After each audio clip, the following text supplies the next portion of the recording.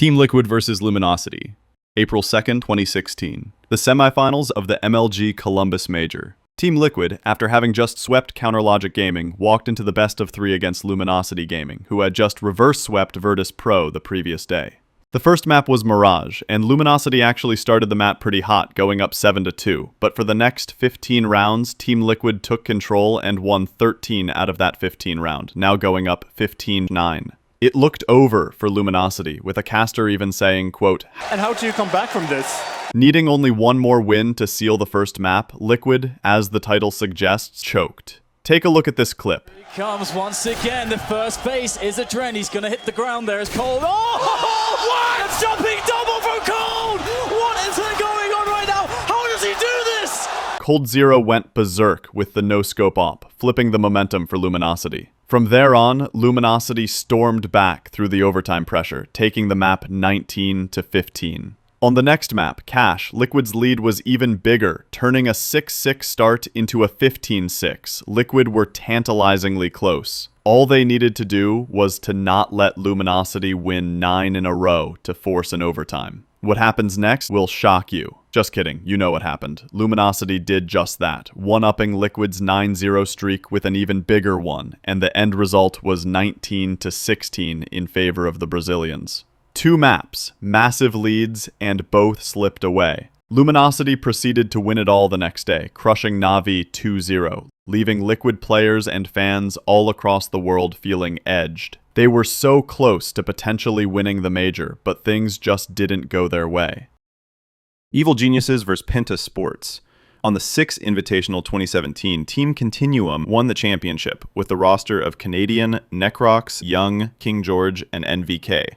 Come 2018, they qualified for the World Championship again, the 6th Invitational 2018, this time as Evil Geniuses, after they acquired the roster of Continuum. They fought their way out of the group stage through the lower bracket and had to play the full 3 games on both quarterfinals and semifinals before reaching the grand final. There, they met PENTA Sports, who had just beat them in the group stage. The odds were favored towards PENTA, but Evil Geniuses actually took the first 2 maps of the best of 5 series, 5-2 on Clubhouse and 6-5 on Oregon. All of a sudden, EG are up 2-0. Then on map 3, PENTA fights back, and they took the map 5-3. On Bank map 4, they win 5-2 and force a deciding map 5. The momentum is shifting. EG's earlier confidence and dominance evaporates. Map 5 becomes a showdown of wills. EG starts strong with the starting round win, but PENTA claw back, win key rounds, push into overtime, and in the final clutch, PENTA emerge victorious, 6-4.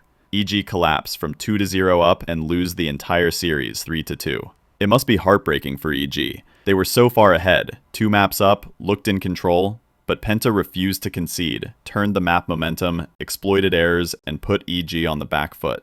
The roster could have won a back-to-back 6 invitationals, but instead, they choked. Losing to Minions. At the LCS 2024 summer, Team Liquid wrapped up a flawless 7-0 record in the regular season, topping the table with ease. Liquid had high expectation for the playoffs. FlyQuest's record was strong too, but more modest. They ended the regular season at 5-2 and secured 3rd place heading into playoffs. Liquid swept 100 Thieves, then took a Game 5 with FlyQuest in which they won, sending them to the finals. In the lower bracket final, FlyQuest also swept 100 Thieves to get themselves a rematch versus Team Liquid. Poor 100 Thieves. FlyQuest won Game 1, Liquid took Game 2. Game 3 went FlyQuest's way, and it's now match point for Fly. And in Game 4 of the best of 5, just before the 38-minute mark, Yeon, Liquid's ADC, initiated a fight, and this happened. As now, Yeon in! But he doesn't find the assassination on Masu. Busio trying to get away, as APA is free firing. He gets the rocket jump and trying to escape from Bwipo, and execution! Team Liquid, 2-0! Liquid then chased the remainder of FlyQuest's players. Quad trying to get away from Impact. Core JJ ready to help lock him up, lock him down. Quad's in the middle of everybody. Masu's gonna be killed first. Quad at nothing. FlyQuest at nothing. Team Liquid from the precipice. Yep, Liquid just aced FlyQuest and are marching towards mid, looking poised to force a deciding Game 5. However, FlyQuest had built up a wave of super minions down the bot lane. While Liquid grouped mid to siege, they left bot undefended. These minions kept hammering away. Despite Liquid having multiple members alive and pressuring the base, the minion wave had chipped down key structures. Ultimately, the Nexus fell to those super minions before Liquid could finish their push. FlyQuest claimed the title off a minion backdoor. Team Liquid were one recall away from forcing a Game 5, which would give them one more shot at the championship. Would Liquid have claimed the championship had the choke not happened? Or would FlyQuest have won regardless? I guess we'll never know. 11-1 lead choke.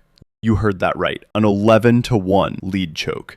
In a game where you only need 13 round wins to secure the game, disregarding overtime of course, in the Valorant 2025 Champions, the final matchup were between two undefeated orange teams, NRG and Fnatic, though not completely undefeated since they just lost the final upper bracket to NRG. Map 1 and 2 were an absolute slam for NRG, with players like Brock posting up an insane 24/7 2KDA on Map 1. Going into Map 3 Abyss, it looked like the tournament is as good as over, as NRG earned themselves an 11-1 lead at halftime, with players like Scuba going 16-2 at one point. For a moment, this year's finals looked like it would end up as one of the least exciting and one-sided grand finals ever. Except for NRG fans, of course. Then, the collapse begins. Fnatic won on pistols, and the next 4 rounds before NRG won the 18th. The score is now 12-6. NRG needs only one more win to secure the trophy. But Fnatic refused to give up. They built steam, clawed back round after round, and brought it to 12-12, forcing overtime. The momentum shifts, Fnatic win the map 15-13, and suddenly the biggest lead of the series turns into the biggest scare. But since it's 2-1 now, it's still NRG with the lead, but on map 4, Fnatic won 13-8, from being a singular round win away from holding the trophy into an unexpected map 5, where the odds are back to even. It looked like the ones riding the momentum were Fnatic. Fortunately for NRG, their glorious king, Ethan, clutched up, going 23-12 in map 5 and saving NRG from being on the opposite end of perhaps the biggest choke of all time if it happened, and being the first ever 2-time world champ himself. 11-1 lead choke again. Here's another 11-1 lead choke, though this time things didn't end up well for the chokers. IEM Cologne 2024 saw Twists' Team Liquid facing off against Kerrigan's FaZe Clan in a best-of-3 lower bracket finals game of Group B to secure a playoff spot. FaZe won Map 1, taking Inferno 13-9, while Liquid won Map 2 on Nuke 16-13.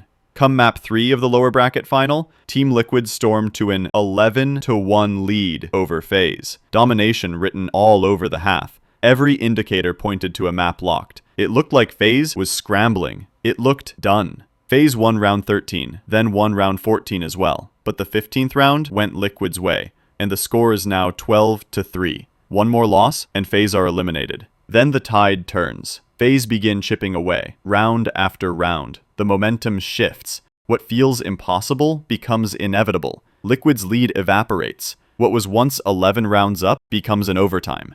12-12. Liquid finally manages to let out a breath of relief after winning the first overtime round, but that didn't last long. FaZe won the following round, and the next round, and the round after that, and then won the last round. 16-3, FaZe qualifies for playoffs while Liquid are eliminated. The crazy thing is that the FaZe players actually believe that they could pull this off by halftime, with Brokey saying, "I effin' believe somehow," as shown in the uncut voice comms Kerrigan himself uploaded on his YouTube channel.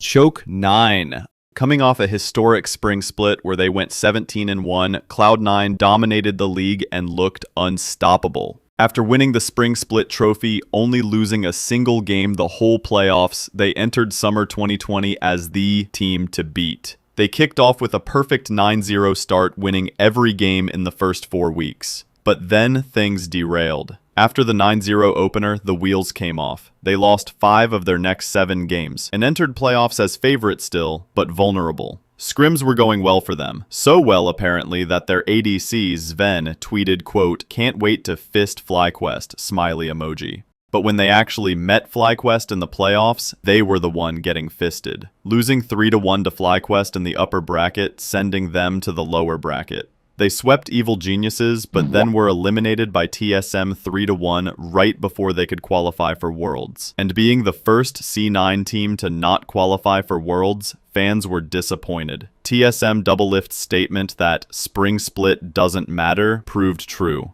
From region dominant to missing the biggest stage. Choke 9 V2.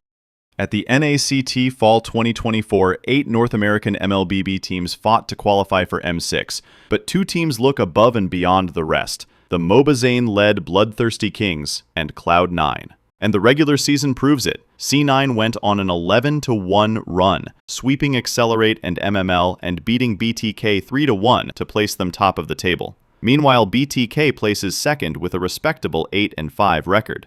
And on the playoffs, C9 and BTK respectively swept their upper bracket semifinals opponent and matched up in upper bracket finals, where C9 beat BTK in 4 games. They met again in the finals, and it looked like C9's dominance were too much, as they take 3 games in a row, pushing the scoreboard 3-0. Even Basic, C9's gold laner, came to his manager's live stream after winning Game 3, saying this. Oh, because they tried going for me. They're so dumb. Yeah. I have rose gold, dog. But BTK never let up. C9 gave games away one after another. 3-1, 3-2, and now it's 3-3. The lead is gone. Where did it go? But come Game 7, C9 got the lead back. Up 4k gold, and after having taken 2 of BTK's inhibitor turrets, C9 had the advantage. But right before the second Lord spawns, C9 caught Mobazane deep in their territory and tried punishing him. He escaped with a sliver of health, and when Basic tries chasing Zane to finish him, he got outplayed so hard the official stream footage lagged right as Basic died.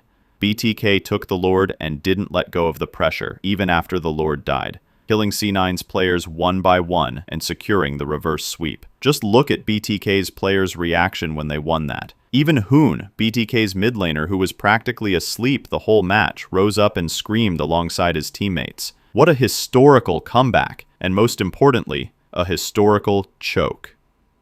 Don't celebrate too early.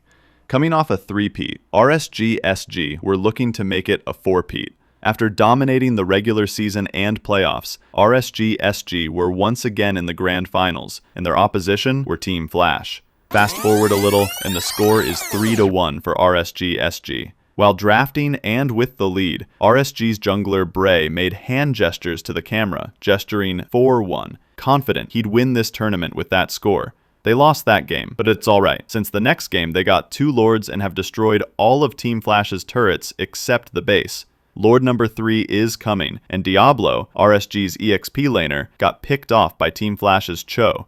Team Flash got the Lord, but RSG kept pushing the fight, claiming 3 lives while being down a member. They let the Lord march mid, using the top lane wave to push the base, and Bray spams attack to end the game. RSG celebrated. Players got off their chair until they realized it wasn't over. It turns out Bray clicked ult, dropping his aggro from the base to the Fredrin, and while that was happening, he wasn't on the phone. And when he got back, it's too late. Adamir's Fredrin killed the rest of RSG players, and with the Lord, forces a Game 7, where they won with a pocket pick Aemon, a 0% pick rate hero. Most of the chokes mentioned here were a single round off or a game off. This one was a single basic attack away from the trophy. Had they waited one more second before celebrating, they would have achieved a 4-peat. Ouch.